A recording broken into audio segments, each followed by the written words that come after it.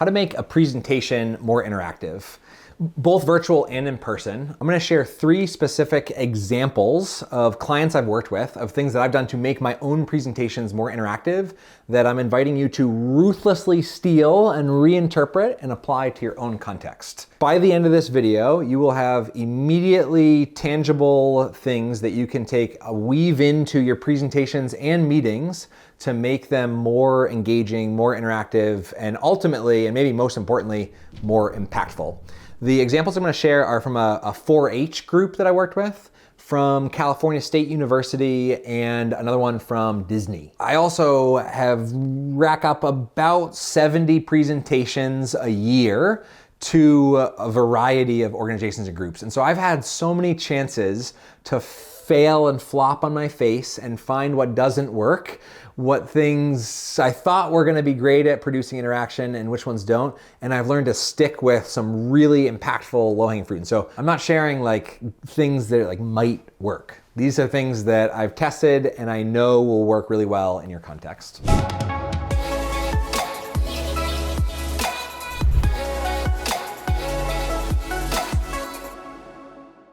If you've checked out any of my other videos, you know that I have stumbled on these 5 key ingredients to increase engagement in a virtual context. They apply in person, absolutely. I'm gonna zoom in on the first 2 here. All 3 of the examples I'm gonna share could fall into the category of unofficial start or the context hook. They can be used as other things, right? The second one that I'm gonna share can be used as a closing exercise as well. But these are really great right in the very beginning to set the tone for interactivity and high engagement. So the first one is super fresh. 2 days ago, I gave a keynote to the directors, program leaders, and fundraisers of 4-H groups all around the country. So if you're not familiar with 4-H, Google them. They're an amazing organization. They do a ton to develop youth all around the world, and they're a really phenomenal organization that believes that experience is the best teacher, right? So getting kids involved in STEM-related things, getting them active and hands-on with things as opposed to just passive sit and get information, which is not a good way to take in presentation. Okay, so you got it. I'm on Zoom 2 days ago with 100 of these leaders, really brilliant people, tons of life experience, tons of context. And what I wanted to do was immediately start in their context as to my own. And so I designed and kind of just tested out a brand new exercise to help be a context hook. And I called it Collaborative Calculator. And very simply, I had people think about how much time, this was in February, and so in March, I asked them, how much time do you think in March you will be in virtual meetings for? Just estimate. And numbers came in anywhere from 20 to 150 in that month. And then I asked somebody who was good with numbers and decently bold to take on the task of roughly adding up all of those numbers and getting a total of how many hours the group would spend. And I invited her name was Kate, the person who volunteered, and I said, Kate, I asked you up here because you're bold, so as soon as you finish that calculation, just interrupt me in the middle of what I'm doing. Just say, Chad, I got it, and share that number because I want to do something with that number. That's exactly how I started this keynote. You can see all the live, the uncertainty that was built in there. That curiosity gap is really, really useful. The sense of whoa, this is not starting out as normal. He's not just walking through his agenda of what he's going to talk about. That curiosity gap is what Chip and Dan Heath would call in their book, Made to Stick, of why do we remember some things and not others. They would call that the curiosity gap or the knowledge gap. I'm creating a level of uncertainty and the human brain is I need to fill that in. But I'm also involving people, right? So I think that sometimes interactivity, involving even one person, Kate, actually, that interactivity, that sense of interaction scales out too during a presentation.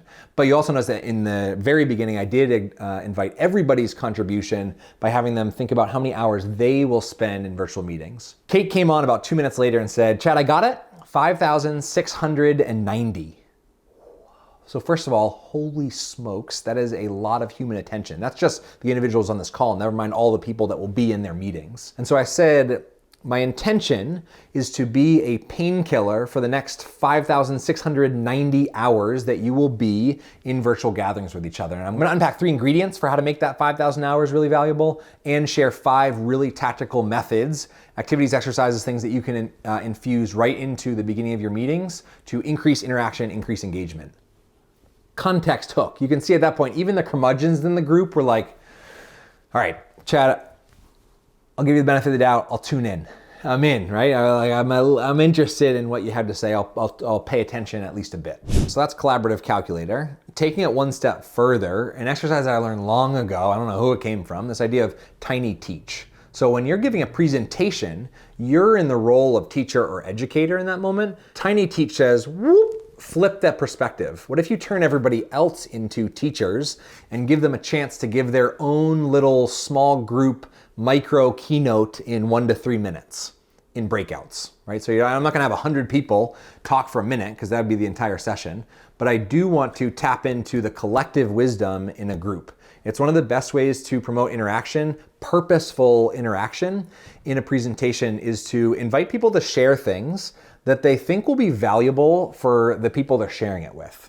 As soon as you set that intention or you embed or bake that intention into the DNA of whatever interaction you're doing, it becomes really purposeful because people are like, all right, man, like I got to share something that's useful to everybody else. And everybody else is like, I want to listen because I might, like this person might share some golden nugget or gem from their 30 years of work experience that I don't want to miss. And so the level of presence and attention is just like, whoa, way higher than if you're just like, turn to your neighbor and share blank. Right? You could say, turn to your neighbor and share blank, but I might just frame it and preface it with this concept of tiny teaching, of I'm gonna take a back seat, or I'm gonna move out of the role of teacher into the role of facilitator and invite you to step into my shoes and actually become the teacher and share. And this is where you'd insert your own prompt that would fit your purpose, but it might be share one of the best examples of meaningful interaction in a presentation that you've been a part of. Share a story that taught you one of the most important lessons in your life. Share blank, and whatever they're inviting, whatever their response is, to be focused on adding value to the other members in their group. So this idea of tiny teaching actually came up in a conversation where I was prepping for a workshop with a bunch of student and staff leaders at California State, San Bernardino. And I talked about after my workshop, it'd be really great to have some time for the group to debrief everything that they learned. And I said one experiential way that you can debrief, or one really interactive way that you can debrief our workshop together, is by doing this tiny teach, having students and staff break out into small groups and teach each other something that they learned in the workshop they just attended. So they're actually basically facilitating a mini micro workshop for the group, because we know that we learn things better when we teach them.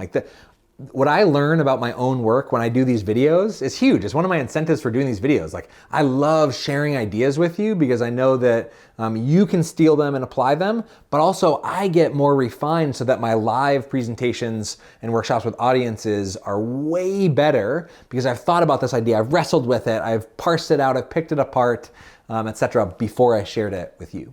Last but not least, this example from Disney. So admittedly, I was not a part of this specific example, but Animal Kingdom. So if you're familiar with Animal Kingdom, if you've ever been there was a period of time where at Disney World, Animal Kingdom didn't exist. And there was an executive, I think his name was Jeff, but I always forget, and this is terrible. This executive at Disney who went on a safari in Africa and came back and was like, holy smokes. He was transformed by the experience. It was so impactful. And he needed to figure out a way to recreate some semblance of that experience for people at Disney. And so he took it to the board. He constantly bringing it to meetings. Hey, I think we should, like this, I don't know that it had the name Animal Kingdom, but I think we got to do something to recreate the safari experience, Disney Safari, Disney, something like that. And nobody would listen. Kind of just nobody interacted with his presentation of the idea until he found a trainer and had a full-grown African male lion brought into the conference room and had him sitting on the top of the table when everybody walked in. And a few weeks later, plans began for Animal Kingdom. Right? So that the power of show, don't tell holy smokes. And so I'm gonna condense, you can't probably bring an African lion to your Zoom call or your next keynote, or maybe not recommended if you wanna keep insurance costs low. So the technique that I'm gonna adapt from that, I call the magician's technique. And it's the idea of using analog visuals instead of digital visuals. So typically when we give presentations, we use this tool called PowerPoint, which is something designed by a software engineer to fit in a rectangle, right? You can fit different things in the same size rectangle over and over again. Especially when we're presenting virtually, but this applies in person too, we have access to everything. Like, you don't know what's underneath all of this, right? So I could pull out all sorts of crazy objects that are hiding down here. And it creates this impact in your presentation of like kind of magic. You're just like pulling things out of thin air. You're pulling a rabbit out of a hat. And so the three cards in particular that I held up, red, green, and yellow, I will actually use in virtual presentations to do colorful polls. So instead of like launching a poll on Zoom, I'll invite everybody to leave their screen and grab an object that is green, an object that is yellow, and an object that's red. And then I might give them a series of prompts. So if we call this comfort zone, we call this learning zone or challenge zone, and we call this panic zone. I invite everybody, I might give a prompt like, imagine you looked down and there was a 6-foot black rat snake that slithered by your left foot. Hold up what color you would be in that space, right? And so immediately get this colorful polls showing up in gallery view in Mosaic. And it just creates this level of interaction, this level of visual intrigue, this level of color. It's not the same as bringing an African male lion into everybody's house, but it does have the effect of dropping some dopamine and some serotonin in our brain because it's novel, right? We're doing things that are new. And when we promote novel interaction, people wake up and it gives them incentive to participate in the next thing and the next thing that you have. So when you do something like that, that's pretty low-hanging fruit. They don't need to share or speak publicly.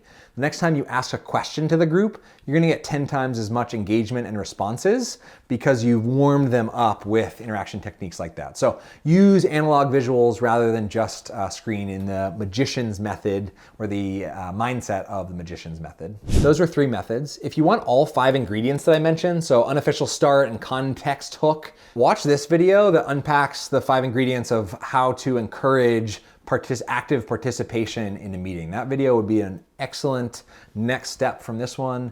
I'm Chad Littlefield. It's super fun making these videos. I love you being here. Hit the like button if you liked it and subscribe. Have an awesome day.